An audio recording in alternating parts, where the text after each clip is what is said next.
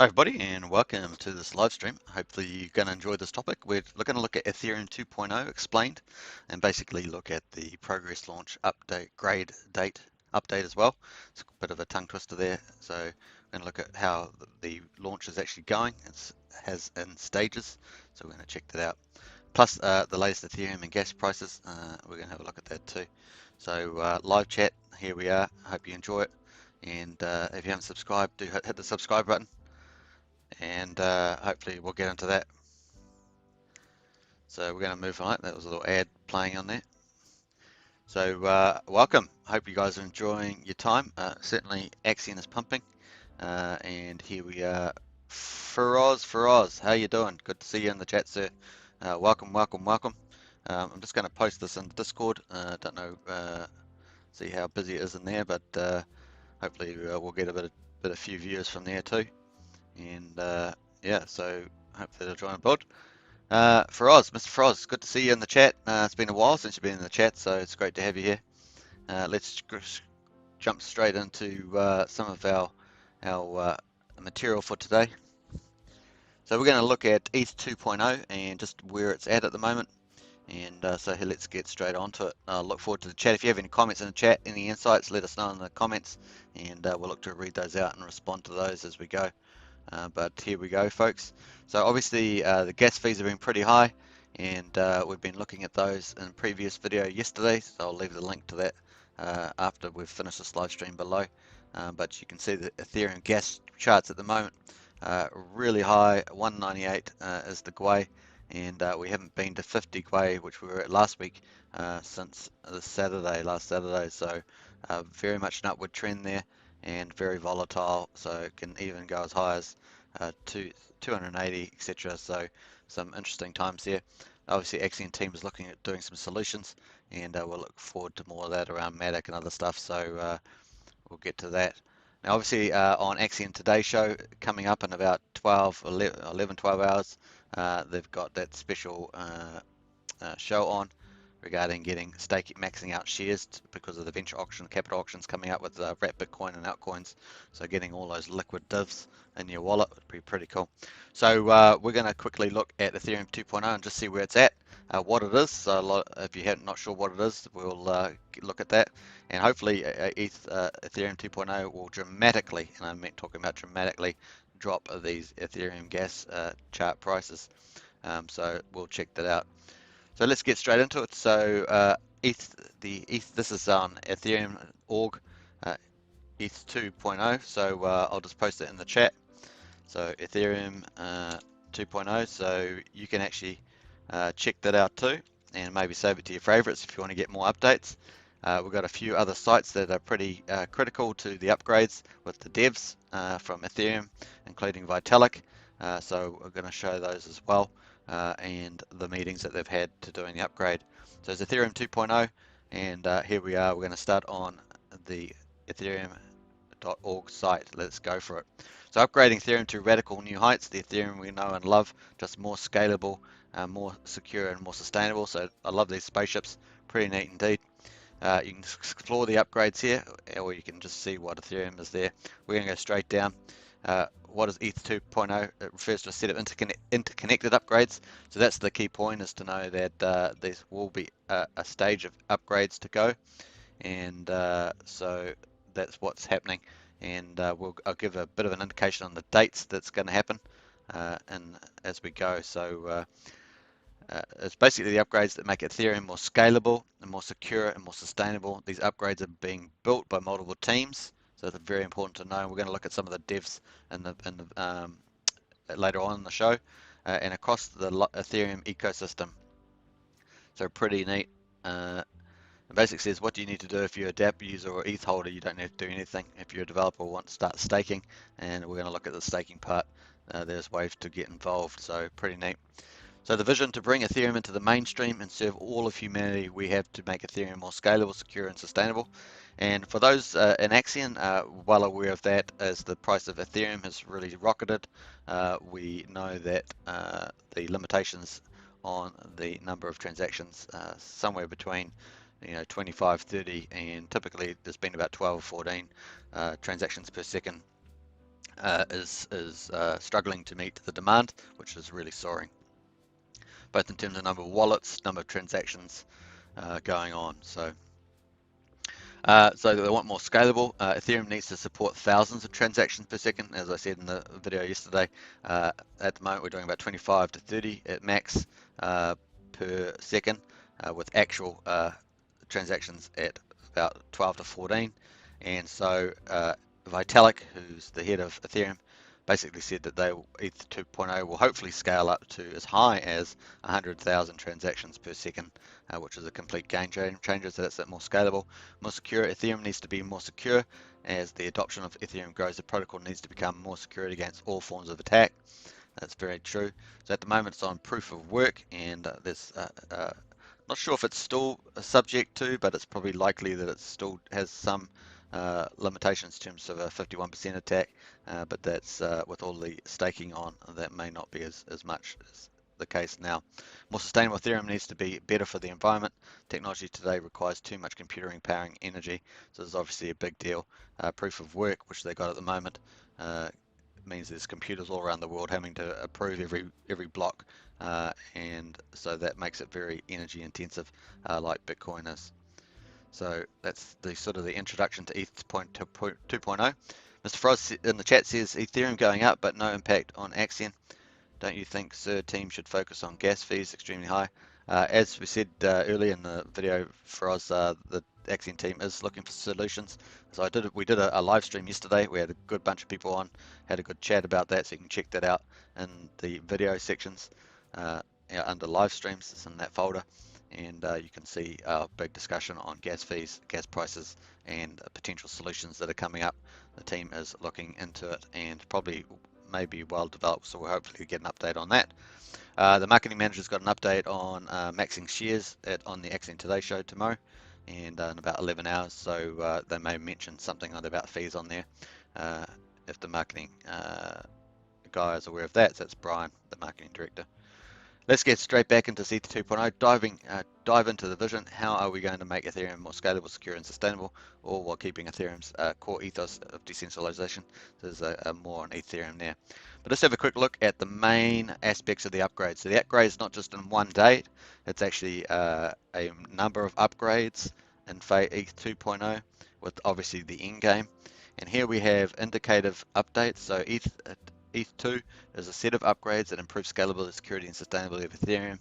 So this is what it is. Although each is being worked on in parallel, they have certain dependencies which determine when they will be deployed. So here are the main aspects of it. And so if you memorize these, you'll have a good understanding of ETH 2.0. So the first one is the beacon chain. The first ETH 2.0 is addition to the ecosystem. So the beacon chain brings staking to Ethereum.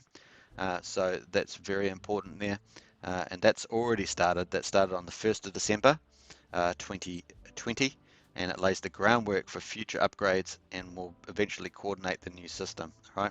So it lays the groundwork for the future upgrades, and that happened on the 1st of December, and will eventually coordinate the new system. So that's moving Ethereum 1.0, basically moving it from a proof of work slowly to a proof of stake. Not slowly, it happened. And so that's what's happening. Now that has a number of validators, so we're going to quickly check on that one, and that may have that. So obviously it's got the beacon is live, and so this was updated the February the 2nd, so you can see it's pretty late, latest upgrades. The beacon chain doesn't change anything about the Ethereum we use today. It will coordinate the network. It introduces proof of stake, so that's where you stake, not like Axion, but it has different staking properties and returns to the ETH ecosystem. And so that's what's happened. You might know this is a phase 0 of technical roadmaps. So if we go back just quickly, we can see that this is basically, we're going to go down to the roadmap shortly, but this is part of it here. And so the beacon chain there is live, and here's the roadmap. So we're going to look at this quickly. How the upgrades fit together. ETH is not a migration or a single thing. Okay, ETH 2.0 is not a migration or a single thing. It describes a set of upgrades being worked on to unlock Ethereum's true potential. This is how they all fit together. So obviously it's the mainnet that this keeps running. That's what we're already on that. The 1.0, we've got the beacon chain, which has started on the 1st of December. And then obviously there's the beacon chain that has to now move into sharding. Okay, and we're going to look at what that is, and then obviously the beacon chain's running, and then they're going to more sharding, and then incorporate the mainnet at the end. So that's the basic roadmap, and here is kind of the basic timeline. Shard chains will be next, so we'll have a quick go back to beacon chains first, and so you can see that that's what's up. So the beacon chain, it's shipped basically. When is it shipping? It is shipped. In other words, it's been delivered. The beacon chain shipped on December the 1st at noon UTC. To learn more, explore the data, you can do that, and we're going to click on that and now have a quick look at that. So this is a full in-depth explanation of ETH 2.0 using the official sites. So this is here looking at the data that's available. Now we're not going to delve too deeply on that. We will look at the active validators. That's a very important. So these are people that are staked, that are validating the blocks. And once these validators get to a certain number, which is I think is 200,000, that will then enable them to do other things with the sharding. So let's have a quick look. So that's what's going on. If you want to help validate the chain, you can stake your Ethereum, which you need generally need 32 ETH. What does the beacon chain do? The beacon chain will conduct or coordinate the expanded network of shards. Okay, so it will conduct or coordinate the expanded network of shards and stakers, but it won't be like the Ethereum mainnet of today. It can't handle accounts or smart contracts. The beacon's role will change over time, but it's a foundational component for the secure, sustainability and scalability of the Ethereum network. So here's a few of the features. Introducing staking. The beacon chain will introduce proof of stake. So that's a big deal. It's moving from proof of work under Ethereum 1.0 to proof of stake, where you can stake your Ethereum, get a return, and obviously you are validating the blocks. This is a new way you can help keep Ethereum secure. Think of it like a public good that will make Ethereum healthier, and you earn more Ethereum in the process. In practice, it will involve you staking ETH in order to activate the validator software. As a validator, you'll process transactions and create new blocks in the chain. So pretty epic. That's what it is. Hey, Whale Baby, nice to see you in the chat. Hi, yo, Axion lovers. Yeah, we're all Axion lovers here. And we're just looking at some of the issues around gas prices and the longer term solution, which is playing out in stages at the moment by Ethereum 2.0 being rolled out. And that will dramatically drop the gas fees. Obviously, the Axion team is looking for medium-term, short-term solutions for those at the moment, so we'll look forward to hearing from them too. So staking and becoming a validator is easier than mining, how the network is currently secured, and it's hoped this will help make Ethereum more secure in the long run. The more people that participate in the network, the more decentralized and safe from attack it will become. So that's what I was talking about, 51% attack. So that's if 51% of the miners attack the system, as it were. So there are big groups of miners, typically in China and other places like that. There's also an important change for the second ETH 2.0 upgrade, shard change. Okay, so it's an important change for that. So the second stage that we talked about. So setting up for shard chains, which is the next phase. Shard chains will be the second ETH 2.0 upgrade that increase the capacity of the network and improve transaction speed by extending the network to 64 blockchains. So that's what we're looking for, folks. Improve the transaction speed by extending the network to 64 blockchains, so it can increase the speed. The beacon chain is an important first step in introducing shard chains because they require staking to work securely. Eventually, the beacon chain will also be responsible for randomly assigning stakers to validate shard chains. This is key to making it difficult for users to collude and take over a shard. All right, so very important. Well, it means they have less than a 1 in a trillion chance. So that's pretty funny. So there's a link there if you want to see that. Relationship between upgrades. The ETH 2.0 upgrades are all somewhat interrelated. So let's recap how the beacon chain affects the other upgrades. Shards in the beacon chain. Shards chains can only safely enter the Ethereum ecosystem with a proof of stake consensus mechanism in place. Okay, so that's the key there from the beacon. The beacon chain will introduce staking, paving the way for the shard chain upgrade to follow. So we're going to look at the shard chains. Then there's the next stage, the third stage that we talked about. So there's some extra information there below. So we're going to go back to here. So we've looked at this beacon chain, all right, which is now live, all right? So, and we've also looked at the roadmap, how it all fits together, okay? And now we're going to look at the second section, which is shard chains in depth. Now the estimate is this 2021, and from article, we're probably looking at around obviously from now, but to mid 2021 with the shard chains. So we'll look at that in more detail. So chart change. Sharding is a multi-phase upgrade. Okay, multi-phase, so there's many phases of them. Upgrade to improve Ethereum scalability. And this is what we want, folks. This is how to reduce the prices dramatically and capacity. Okay, shard chains spread the network load across 64 new chains. So that's massive. They make it easier to run a node by keeping hardware requirements low. Technical roadmaps include work on shard chains in phase 1 and potentially phase 2. All right, and that's updated 27th of January. So this is pretty good information. When is it shipping? Circa 2021. So the indications are about mid 2021. So that's why Axion team is looking at other solutions as well. Shard chains should ship sometime in 2021, depending on how quickly work progresses after the beacon chain is launched. So that was obviously launched 1st of December 2020. These shards will give Ethereum more capacity to store and access data, but they won't be used for executing code. The details of that are still being figured out. So what is sharding? Sharding is the process for splitting a database horizontally to spread the load. Right, so the load's the big issue we're wanting. It's a common concept in computer science. In the Ethereum context, sharding will reduce network congestion. Yay, that's what we want. And increase transactions per second. And that's what we want by creating new chains known as shards. Okay, so these are the new shards, up to 64 of them. This is important for reasons other than scalability as well. So the features of sharding, okay, pretty exciting. So let's have a quick look back at the chat before we proceed. Jevon, welcome Jevon. Gas fees is really killing. Yeah, so that's why we're covering these topics, to give people an idea of the underlying Ethereum network. Yesterday we talked about gas and Axion solutions being looked at, and we'll just wait for the team to address those coming up, and I'm sure it's not too far away. Mayhem, I think it is, if I pronounce that right. I hope so. Awesome job, mate. No problem. I appreciate that.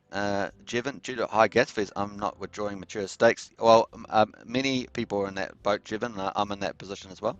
$150 to $180 is too much. Yeah, so we talked about that. So my thing, I'm obviously just holding at the moment as well.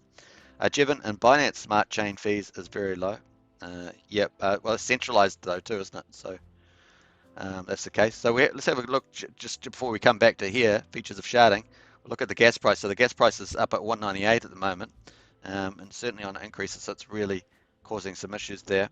The team, I have a feeling the team may also extend the 2-week penalty. May be a very good option. So we'll wait to see what they exactly have come up with in terms of fees. So that way it will stop getting penalty. Your stake will remain matured.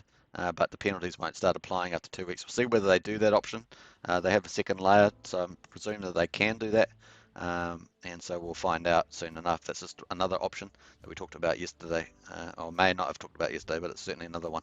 Sharding is a good way to scale if you want. So let's go back to the sharding. Everyone can run a node. Sharding is a good way to scale if you want to keep things decentralized. As an alternative is to scale by increasing the size of the existing database. This would make Ethereum less accessible to network validators because they need powerful and expensive computers. With shard chains, validators only need to store run data for the shard they're validating. That's amazing. So that's so much more efficient, not the entire network like what happens today. That's really great. This speeds things up and drastically reduces hardware requirements. So pretty neat. So more network participation. Sharding will eventually let you run Ethereum on a personal laptop or phone. Wow, that's crazy, because you only just need the data, right? Confirm. So more people should be able to participate or run clients in a sharded Ethereum. Yeah, this will increase security because the more decentralized the network, the smaller the attack surface area. Sounds pretty good to me. With lower hardware requirements, sharding will make it easier to run clients on your own without relying on the intermediary services at all. And as you can consider running multiple clients, this will help network health by further reducing the points of failure in running that. So it's pretty neat. Shard chains version 1 data availability.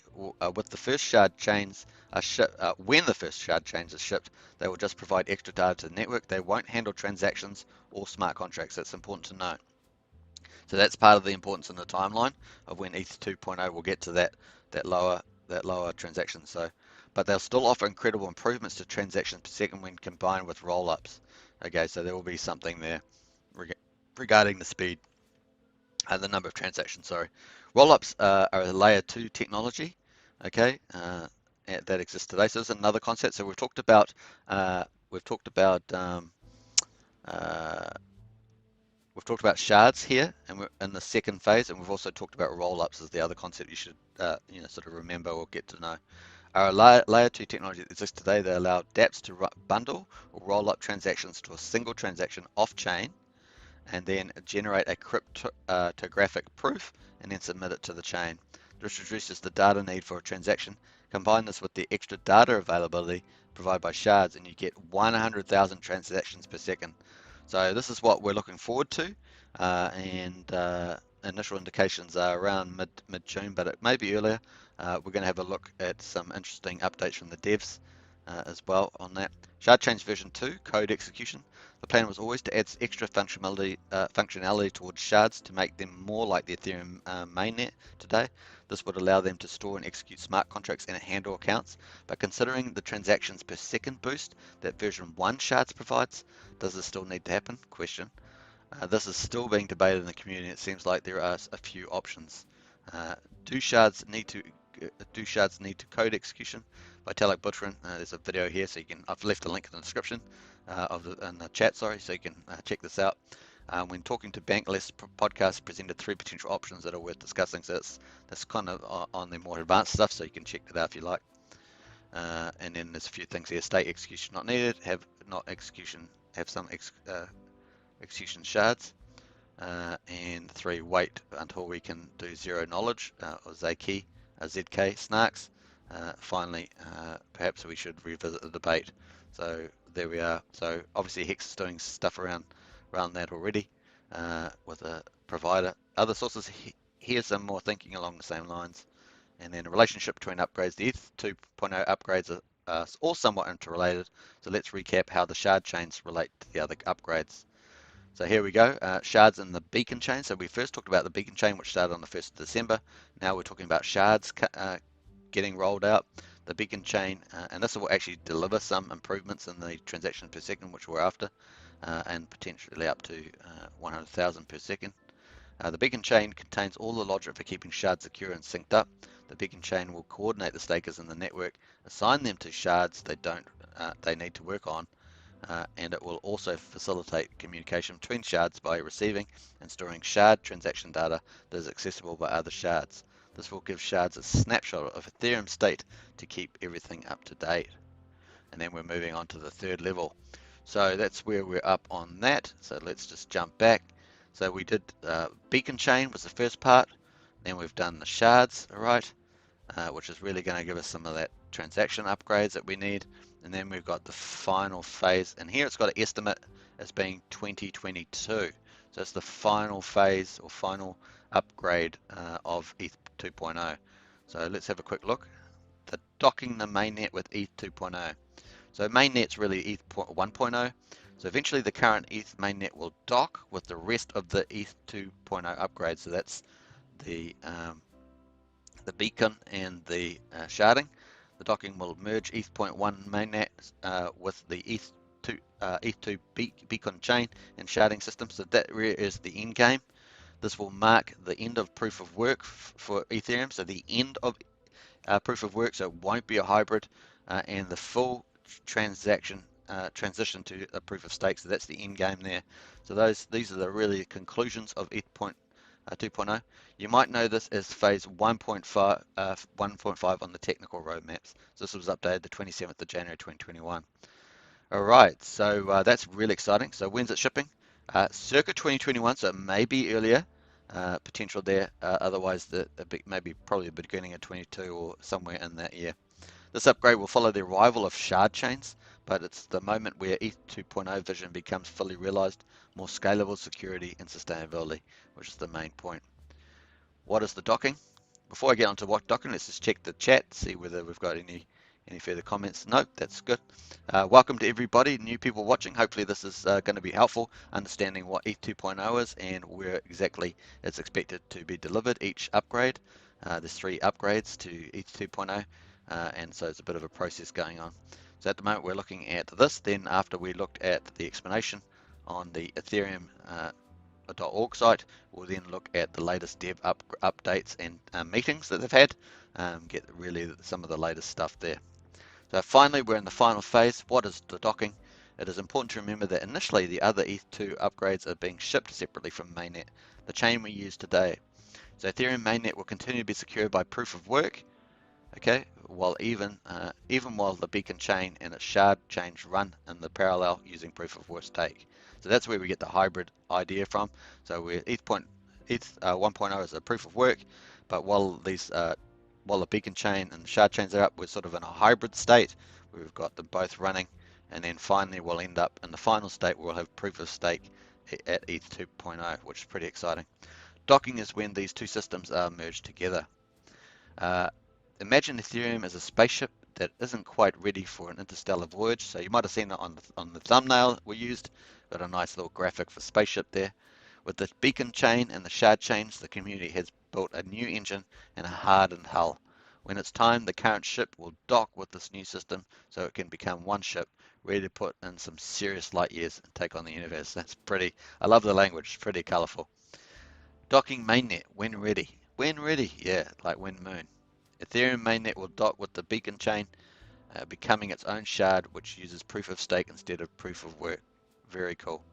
Mainnet will bring the ability to run smart contracts into the proof of stake system, plus the full history and current state of Ethereum to ensure that the transition is smooth for all ETH holders and users. Now, after the docking, this will signal the end of proof of work for Ethereum and start the era of a more sustainable, eco-friendly Ethereum. At this point, Ethereum will have the scale, security, and sustainable outlined in its ETH 2.0 vision. And so here it's back to the relationships of the upgrades. The ETH 2.0 upgrades are all somewhat interrelated, so let's recap on how they relate. So docking and the beacon chain. Once the docking happens, stakers will be assigned to validate the Ethereum mainnet. Just like the shard chains, mining will no longer be required, so miners will likely invest their earnings into staking into the proof of stake system, which means more demand for Ethereum, no doubt, because they'll have to buy Ethereum to do that. With mainnet becoming a shard, this is the docking and shard chains. With mainnet becoming a shard, the successful implementation of the shard chains is critical to this upgrade. It's likely that the transition will play an important role in helping the community decide whether to roll out a second upgrade to sharding. This upgrade will make other shards like a mainnet. They will be able to handle transactions and smart contracts and not just provide more data. So that there, folks, is the update on the description of what ETH 2.0 is up on the Ethereum.org site. I've left the link in there. We've got this roadmap that we can see, so we're moving around here at the moment, and so pretty neat. Obviously, you can already stake Ethereum, and you can do that on this Ethereum.org site. Staking is here. Set up the launchpad, confirm staking address, and become a validator. We looked at the beacon stuff there. This is the data sites showing the number of active validators on the play and how that's operating on the beacon chain. So the official Etherscan beacon chain, Ethereum 2.0 Explorer. So there it is. I might just post that in the chat. Beacon chain data, live data, I should say. So that's something of interest there if you're following the ETH 2.0 progress.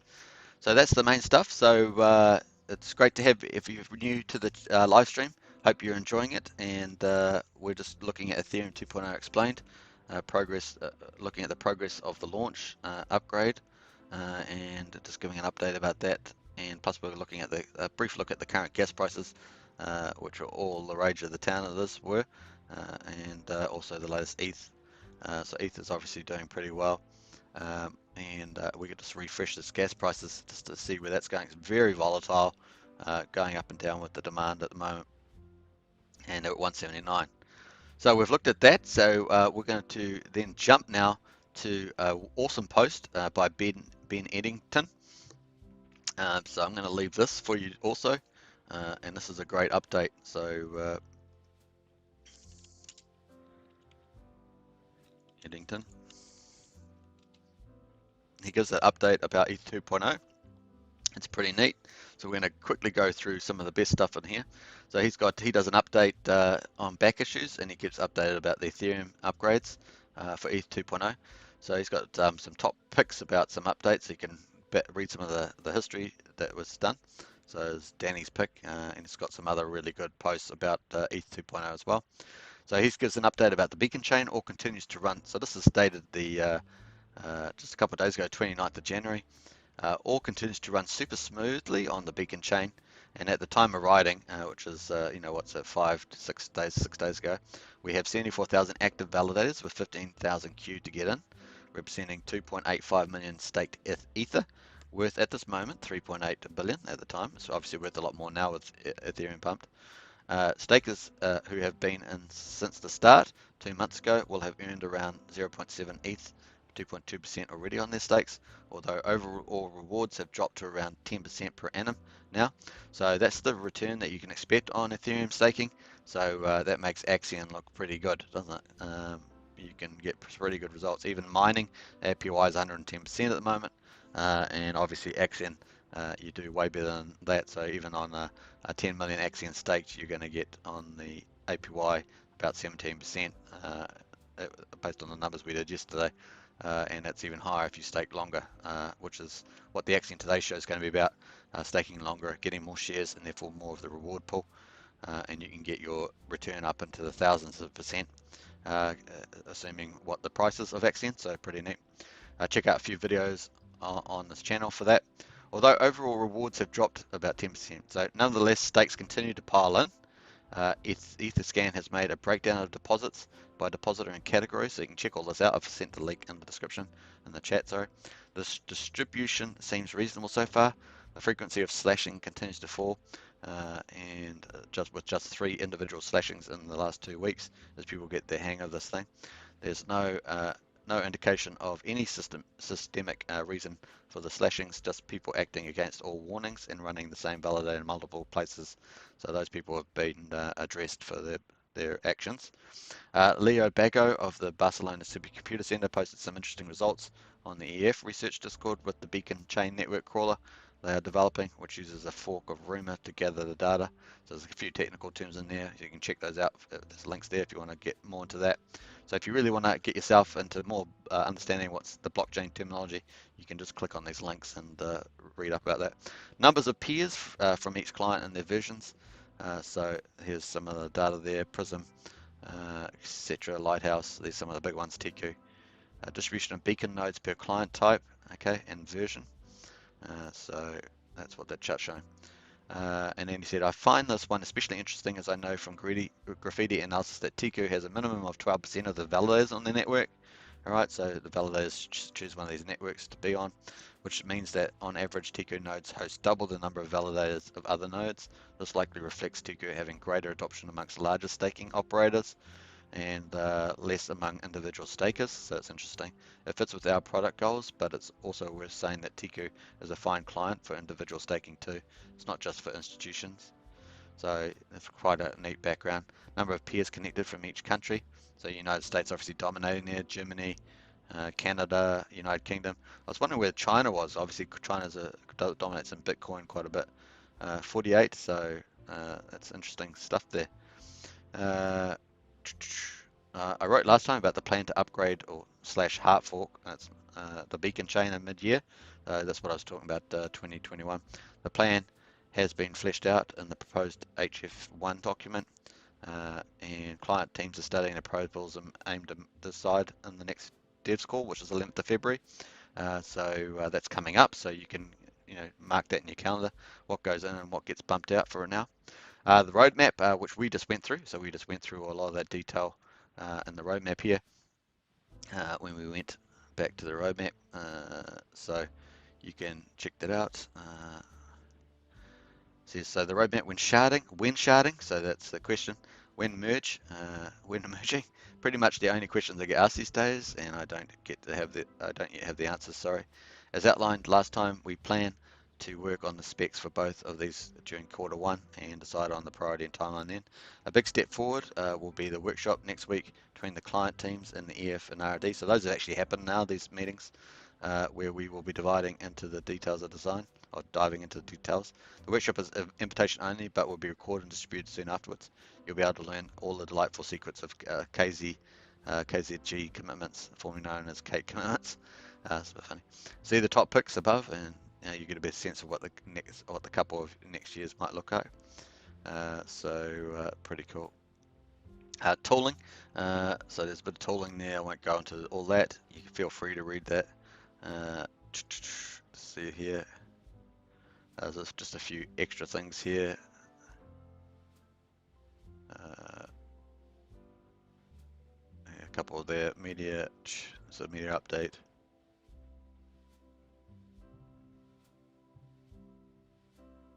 So here's a newsletter as well. Will Foxley to produce a valid points Ethereum 2.0 letter. So you can check on that link if you want to get further updates. Might be a good spot to go to. Might just pull that up and see what's in there. So I'll just back out of that one there. Valid points, what to expect when Ethereum 2.0 undergoes its first hard fork. So that's a one that's come out. That was the 28th of January. So we might have a brief read of that when we finish this one. And so forth. So, and then finally the ETH2 devs call. So this is really getting into the nitty gritty of the people that are actually executing ETH 2.0. So they've got a call number 56 took place on the 28th of January, agenda video, so there's stuff there for that. We'll just have a quick look at that. And I think we've already got the video up, so we'll pull that up too. It was a pretty short meeting. Aside from the usual client updates, we had some discussion around test nets and timing of forthcoming upgrade. And then the upcoming events, which we've already had, the 2nd of February's already had, ETH 2.0 research workshop. There's an invite-only session. And then update that will be streamed, the sharding design and crypto graphic primitives, the ETH 1.1.2 merge. So that's probably pretty important in that part, vision and approach. And then the 4th of February, ETH 2.0 staking for institution. That's not too relevant for what we're after here. And then 5th of February deadline for Nimbus Discord chain. So nothing too much related there. And so then we had this wonderful thing here by Christine Kim, William Foxley. ETH 2.0, so this is the 28th of January, is looking to first hard fork this year. The Ethereum Foundation backed research team is currently organizing schematics for a mid-2021 backward capital change to the Beacon chain, according to the January 14 developers call. This hard fork is really not a hard fork in the traditional sense. TQ client project manager Ben Eddington pointed out, rather as a warm-up before sharding and a merge of the ETH 1.x and Beacon chain. So that's looking like mid this year. So that gives you an idea of where we're heading with the sharding part to the next stage. The word fork is heavily overloaded in blockchain usage. In fact, there shouldn't even be a fork when this upgrade is done. In the sense of the network ending up with multiple competing chains, he wrote in his ETH 2.0 blog on January 15th. So the upgrade is likely to include the following code changes, although these changes have yet to be fully agreed upon. Infrastructure for client support through sync committees, like clients enable verification of the chain without needing to as much overhead as a typical validator rig. A new function called balance denominator, so forth. Changing in activity penalties, non-participating validators. The current penalty method is a denial of service vector, which will run a new function, increasing the chain's efficiency, ETH 2.0 researcher Danny Ryan wrote. And rewards will be calculated over an epoch, similar to a block, instead of after the epoch closes, as is currently done. So that's interesting. And then Ice Age of ETH 2.0. I like this title, it's pretty cool. One additional feature that has been considered for the inclusion is a difficulty bomb known as the Ice Age. The difficulty bomb, which kicks into gear at preset block heights, is a mining adjustment mechanism originally added to ETH 1.x blockchain in 2015. It makes mining incrementally more difficult over time in an effort to keep developers motivated to build ETH 2.0. To date, the Ice Age has been postponed 3 times on the proof of work Ethereum blockchain and the Byzantium, Constantinople and Muir Glacier hard forks. The difficulty bomb is a staple of Ethereum as it pushes economic incentives to developers to keep innovating on the base layer. It is unlikely to be included in ETH 2.0 as there's already economic force pushing Beacon chain development. And so there we are. There's no Ice Age on the Beacon chain, but it's essentially has force function because right now there are 2.5 million ETH locked into the system. Ryan said there's no no way developers in the community at that order of magnitude will be able to would allow it to live in parallel and have not to have to do it to do anything more. Decision to include or not include a difficulty adjustment feature like the Ice Age into ETH 2.0 itself comes down to how you see the Ethereum blockchain progressing after ETH 2.0 is complete. He said some want further innovation or something ossification similar to Bitcoin's blockchain is the way to go. So some want to continue to upgrade and iterate and bring in the latest cryptography into layer 1. So there is a little bit of a debate there.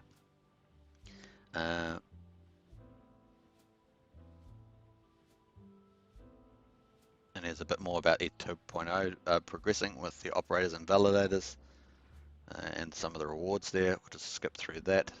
Breakdown of ETH 2.0 deposits, user deposits. So there's a bit of information in there. So just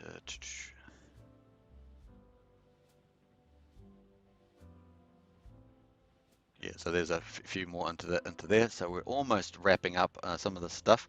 So here's the call that they had, ETH 2.0 call 56. So just the itinerary there, research updates. So it's very technical. We won't look into that. And here is the ETH 2.0 call video, which is actually on the Ethereum Foundation. So that's streamed live on January the 29th. So that's, you can just check out the Ethereum Foundation for that on YouTube. I'll just post that in if you're so inclined. So ETH dev call. So you can check that if you like. So people who watch this live stream afterwards will be able to access these links. So pretty neat. And you've even got, let me have a look here. You got Vitalik over here on the left. So even Vitalik is on these dev calls, so pretty cool. And he talks from time to time in them. So they have some presentations as well. I'm not sure if there's anything on this one. So this one has just got a discussion about the agenda. And then what we have here. So this one here is another one. The ETH2, this is on the February the 3rd. So this is the February 3rd one. And I think that was the ETH core workshops. So that was actually just the latest one. So it's the very latest stuff, update from the ETH team about ETH 2.0. And so you don't get much more recent than the one they just had, February the 3rd, 2021. And you can watch that in detail. Obviously, you won't watch it on the live stream. And basically, that's got two presentations in it. And also, it's talking about sharding in here. So the second presentation in the middle is a lot about sharding. So if you want to find the in-depth stuff about that and also the fork, then you can check that out. It's in the blue presentation. You can see Vitalik is in the chat there. Not chatting at the moment, but he'll be on there as well. So you can get some insights from him as he makes comments about where they're at here on the ETH 2.0 core teams workshop sharding and ETH 1 plus ETH 2 merge, which are the next two steps. So we're expecting that from mid 2021, maybe slightly earlier, and so that's where we're heading, and probably the final docking late 2021, early 22 probably at this stage. So that's where we are, folks, with all that. So I hope that was a good coverage, pretty in depth. There's a few techno terms there, so but I have left the links there for you to have a closer look. But there's lots of great information there. Now, if you're new to the chat, welcome. If you haven't subscribed to the channel, please subscribe, like the video, helps with the algorithms, of course, and hit the bell for further notifications. We'll be covering a range of videos. You can see all the folders have been updated on the channel. There's lots of different topics. We cover mining, staking, auctions. Obviously, there's a daily auction video, and we also look at there's Axion wealth management school. So there's lots of wealth management videos, savings, budgeting, investments, and things like that. Indicators like annual percentage yield and stuff like that. So it's a lot of great stuff to check out. Do check that out. We'll be doing a lot more of these kind of videos, just covering more industry topics as well. So hopefully you enjoyed that.